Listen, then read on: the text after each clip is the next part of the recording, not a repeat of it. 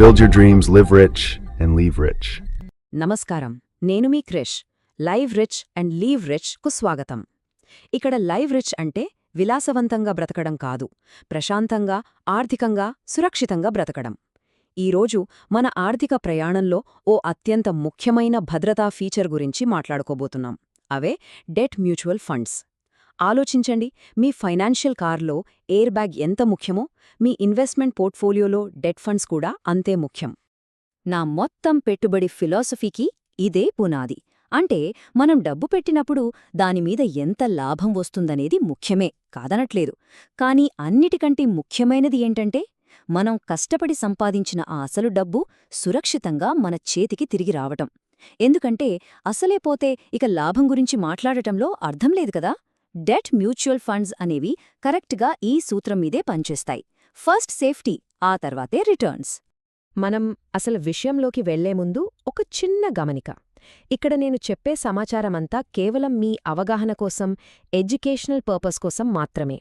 మీ వ్యక్తిగత ఆర్థిక పరిస్థితికి తగ్గట్టు సరియైన ప్లాన్ కోసం దయచేసి ఒక సెబీ రిజిస్టర్డ్ ఫైనాన్షియల్ అడ్వైజర్ని సంప్రదించండి. రైట్, ఈరోజు మన ప్రయాణం ఎలా ఉండబోతుందో ఒక్కసారి చూద్దాం. ఫస్ట్, సేఫ్ మనీ అనే ఓ పెద్ద అపోహ గురించి మాట్లాడుకుందాం. తరువాత మీరే ఒక బ్యాంకుగా ఎలా మారొచ్చో తెలుసుకుందాం. మీ డబ్బును సరైన చోట ఎలా పార్క్ చేయాలో చూద్దాం. ఫిక్స్డ్ డిపాజిట్ల కన్నా ఇవి ఎందుకు స్మార్ట్ ఆప్షనో ఒక ఉదాహరణతో సహా వివరిస్తాను. ఇక చివరగా మీరు వెంటనే మొదలుపెట్టడానికి ఒక సింపుల్ యాక్షన్ చెక్లిస్ట్ కూడా ఇస్తాను. పదండి, మొదలుపెడదాం. మొదటి భాగం, సురక్షితమైన డబ్బు అనే అపోహ. మనలో చాలామందిమి ఫిక్స్డ్ డిపాజిట్ అంటే అబ్బో ఇక రిస్కే లేదు అనుకుంటాం. కానీ అది నిజంగా నిజమేనా? ఒక్క క్షణం ఆలోచించండి. మన పెద్దవాళ్లు, మన తల్లిదండ్రులు మనకు నేర్పింది ఒకటే: డబ్బు దాచుకోవాలంటే బ్యాంక్ ఎఫ్డీయే కరెక్ట్, అదే సేఫ్ అని. కానీ మీరు సురక్షితమని గుడ్డిగా నమ్ముతున్న ఆ డబ్బు మీకు తెలియకుండానే సైలెంట్గా దాని వాల్యూను కోల్పోతోందని ఎప్పుడైనా గమనించారా? చూడండి, మనందరం అనుకునే అపోహ ఏంటంటే బ్యాంక్ ఎఫ్డీలు అస్సలు రిస్క్ లేనివి, కంప్లీట్గా సేఫ్ అని. కాని వాస్తవం ఏంటంటే మన ఎఫ్డీలకు రెండు కంటికి కనిపించని శత్రువులున్నారు.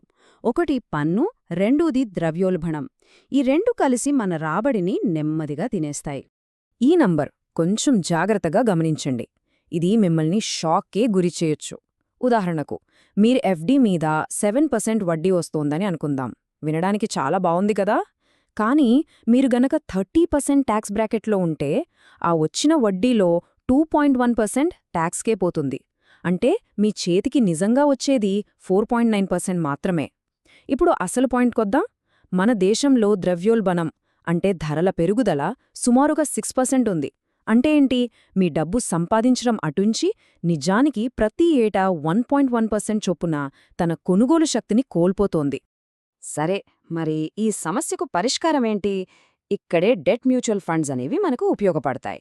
ఈ సెక్షన్లో మీరే ఒక బ్యాంక్లా ఎలా ఆలోచించవచ్చో, మీ డబ్బును తెలివిగా ఎలా పనిలో పెట్టవచ్చో చూద్దాం.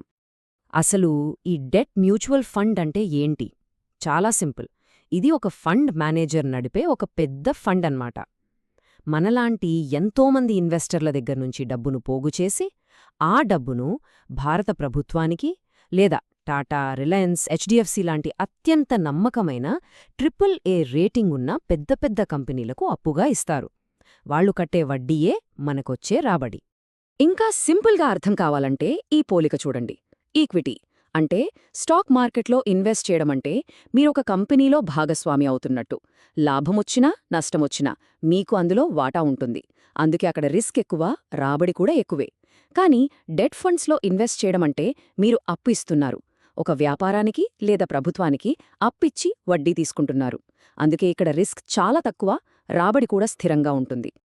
ఈ ప్రాసెస్ ఎలా పనిచేస్తుందో ఈ 3 సింపుల్ స్టెప్స్లో చూద్దాం. 1. మీరు మీ డబ్బును ఒక ఎక్స్పర్ట్ ఫండ్ మేనేజర్కి ఇస్తారు. 2. ఆ మేనేజర్ మన డబ్బును చాలా సేఫ్ అయిన చోట్ల, అంటే భారత ప్రభుత్వానికి లేదా AA రేటింగ్ ఉన్న కంపెనీలకు మాత్రమే అప్పుగా ఇస్తారు. ఇక 3. వాళ్లు చెల్లించే వడ్డీ మనకు రాబడిగా వస్తోంది. అంతే, చాలా సింపుల్. ఈ మొత్తం కాన్సెప్ట్ యొక్క సారాంశం ఇదే: బ్యాంకు మీకు లోనిచ్చి మీ దగ్గర వడ్డీ ఎలా వసూలు చేస్తుందో ఇప్పుడు మీరు ప్రభుత్వానికి, పెద్ద కంపెనీలకు అప్పిచ్చి వడ్డీ సంపాదిస్తున్నారు. అంటే మీరు డిపాజిటర్ స్థానం నుంచి అప్పు ఇచ్చేవారి స్థానానికి ఎదుగుతున్నారు. ఒక్క మాటలో చెప్పాలంటే మీరే బ్యాంకుగా మారారు. ఓకే, డెట్ ఫండ్స్ అంటే ఏంటో అర్థమైంది. కానీ అన్ని డెట్ ఫండ్స్ ఒకేలా ఉండవు. మీ అవసరాన్ని బట్టి మీ లక్ష్యం ఎంత దూరంలో ఉందో చూసి దానికి తగ్గ ఫండ్ని ఎంచుకోవాలి. ఈ సెక్షన్లో మీ డబ్బుకు సరైన ఫైనాన్షియల్ పార్కింగ్ స్పాట్స్ ఏవో చూద్దాం. డెట్ ఫండ్స్లో ముఖ్యంగా 3 కేటగిరీలు ఉంటాయి. మొదటిది లిక్విడ్ ఫండ్స్. వీటిని మీ డబ్బు కోసం ఒక పార్కింగ్ లాట్లాగా అనుకోవచ్చు. మీ ఎమర్జెన్సీ ఫండ్ లేదా ఓ 3 నెలల్లో అవసరమయ్యే డబ్బుని ఇక్కడ పార్క్ చేయొచ్చు. ఇది సేవింగ్స్ అకౌంట్ కన్నా మంచి రిటర్న్స్ ఇస్తుంది. తర్వాత షార్ట్ డ్యూరేషన్ ఫండ్స్. వీటిని ఎఫ్డి రీప్లేసర్ అనొచ్చు. 1 నుంచి 3 ఏళ్లలోపు లక్ష్యాల కోసం, అంటే ఒక కారు కొనాలన్నా, పిల్లల ఫీజులు కట్టాలన్నా ఇవి పర్ఫెక్ట్గా సరిపోతాయి. ఇక మూడోది బ్యాంకింగ్ అండ్ పిఎస్యు ఫండ్స్. వీటిని మనం పెన్షన్ క్రియేటర్స్ అని పిలుచుకోవచ్చు. 3 ఏళ్లకు మించిన లాంగ్ టర్మ్ గోల్స్కి, ముఖ్యంగా రిటైర్మెంట్ తర్వాత ప్రతీ నెల ఆదాయం కోసం ఇవి చాలా సేఫ్ అండ్ సెక్యూర్ ఆప్షన్. తేరిపోదు. ఇప్పుడు ఒక నిజ జీవిత ఉదాహరణతో ఒక మామూలు ఫిక్స్డ్ డిపాజిట్ కన్నా డెట్ ఫండ్ ఎందుకు తెలివైన ఆప్షనో చాలా క్లియర్గా చూద్దాం. మొదటి ఉదాహరణ శర్మా అంకుల్. ఆయనకు ఎఫ్డీలంటే గుడ్డి నమ్మకం. తన 10 లక్షల రూపాయలని 7% వడ్డీకి ఎఫ్డీ చేశారు. ఏడాదికి 70,000 వడ్డీ వచ్చింది. ఆయన 30% ట్యాక్స్ బ్రాకెట్లో ఉండటం వల్ల అందులోంచి ఏకంగా 21,000 రూపాయలు ట్యాక్స్ కట్టేశారు. అంటే ఆయన చేతికొచ్చింది కేవలం 4.9% రాబడే. కాని ద్రవ్యోల్బణం 6% ఉంది. సో ఫైనల్గా ఏమైంది? ఆయన డబ్బు విలువ ప్రతి ఏటా తగ్గిపోతూనే ఉంది. ఇప్పుడు అంజలి కథ చూద్దాం. ఆమె తెలివిగా తన 10 లక్షల్ని ఒక డెట్ ఫండ్లో పెట్టింది. ఆమెకు దొరికిన అతిపెద్ద అడ్వాంటేజ్ ఏంటంటే ట్యాక్స్ వాయిదా. డబ్బు వెనక్కి తీసుకున్నప్పుడు లాభం మీద మాత్రమే ట్యాక్స్ కడితే చాలు. మధ్యలో ఆమెకు అర్జెంటుగా 1,00,000 రూపాయలు అవసరమయ్యాయి. ఎఫ్డీలాగా మొత్తం ఇన్వెస్ట్మెంట్ బ్రేక్ చేయాల్సిన పని లేకుండా కేవలం ఆ 1,00,000 రూపాయల్ని విత్డ్రా చేసుకుంది. మిగిలిన 9 లక్షలు ఎలాంటి ట్యాక్స్ లేకుండా చక్రవడ్డీతో పెరుగుతూనే ఉంది. సో ఫైనల్ రిజల్ట్ ఏంటి? శర్మా అంకుల్ కన్నా ఎక్కువ రాబడి, అన్నిటికంటే ముఖ్యంగా తన డబ్బు మీద తనకే పూర్తి కంట్రోల్. ఓకే, ఇప్పటికీ డెట్ ఫండ్స్ పవరేంటో మీకు క్లియర్గా అర్థమైందనుకుంటున్నాను. అయితే సేఫ్గా ఎలా స్టార్ట్ చెయ్యాలి? ఈ చివరి సెక్షన్లో మీరు ఫాలో అవ్వాల్సిన ఒక సింపుల్ చెక్లిస్ట్ ఇస్తాను. మీరు ఫాలో అవ్వాల్సిన సింపుల్ 3 స్టెప్ సేఫ్టీ చెక్లిస్ట్ ఇది. స్టెప్ 1, మీ సేవింగ్స్ అకౌంట్ ఓపెన్ చేసి చూడండి. ఏ పని లేకుండా తక్కువ వడ్డీ సంపాదిస్తున్న డబ్బు ఎంతుందో గుర్తించండి. స్టెప్ 2, మీ లక్ష్యం ఎంత దూరంలో ఉందో చూసి దానికి తగ్గ ఫండ్ కేటగిరీని ఎంచుకోండి. స్టెప్ 3, భద్రతకే మనం మొదటి ప్రాధాన్యత.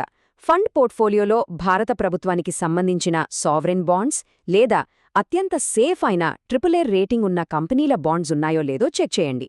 AAA అంటే టాప్ ప్రైవేట్ కంపెనీలు, సావరెన్ అంటే సాక్షాత్తు భారత ప్రభుత్వం ఇచ్చే గ్యారంటీ. ఈ 3 రూల్స్ పాటిస్తే చాలు.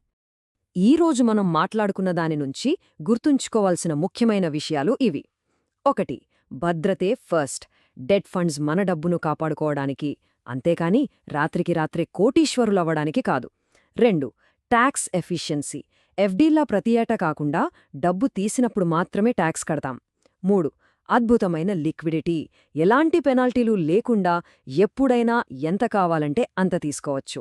4, క్రెడిట్ రిస్క్ చాలా ముఖ్యం. ఎక్కువ రాబడి కోసం ఆశపడి రిస్కీ ఫండ్స్లో పెట్టొద్దు. చివరగా మీ కష్టార్జితాన్ని సేవింగ్స్ అకౌంట్లో 3% వడ్డీకి నిద్రపుచ్చకండి. దాన్ని మేల్కొల్పి మీకోసం పనిచేసేలా చెయ్యండి. వెళ్లే ముందు మిమ్మల్ని ఆలోచింపజేసే ఒకే ఒక ప్రశ్న. ఇప్పుడే మీ బ్యాంక్ స్టేట్మెంట్ లేదా మొబైల్ యాప్ ఓపెన్ చేసి చూడండి.